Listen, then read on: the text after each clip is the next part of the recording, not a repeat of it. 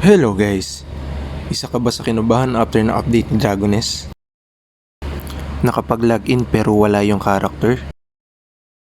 This video tutorial, tuturo ko sa inyo ang tamang process ng pag-login. First step, kailangan nakalink ang ating account sa email.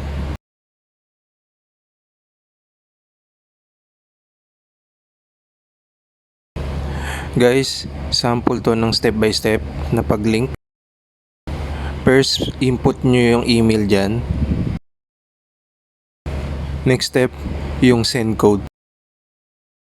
Check your email, may darating na code doon. Input nyo lang din login. After nun, mag-automatic link bind siya. Ito yung old login na ginagawa natin. Gmail lang gamit ko sa pag-login.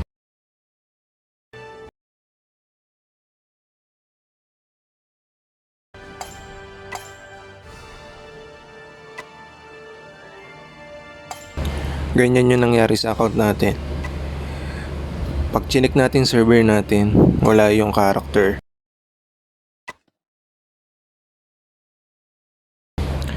More updates.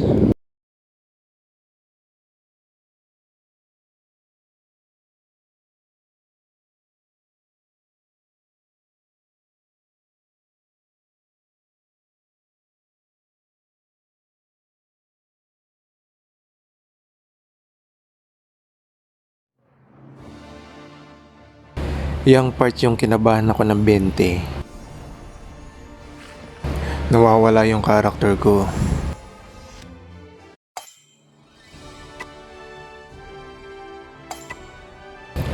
Ito na guys yung tamang proper ng pag-login.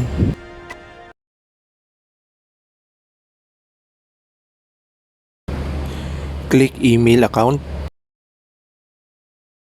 Input your email address na ginamit mo sa pag-bind ng account. Click login with verification code. Next, send verification code. After guys, check nyo yung email nyo. Magsisend si Chenku ng verification code.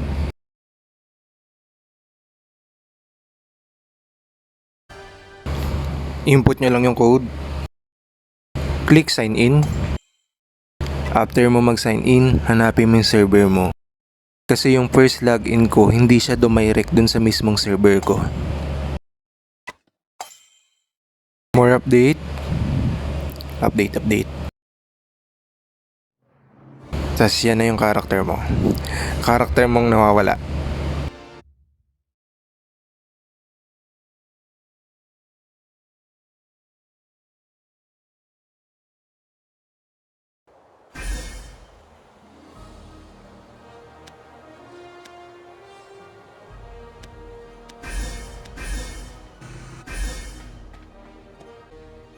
Ito pala guys yung developer's gift.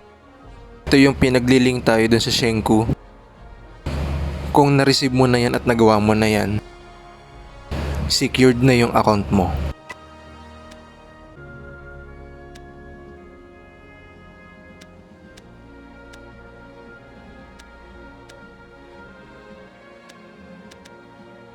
Dragon Runes bag. Comment guys para magawa ko ng tutorial.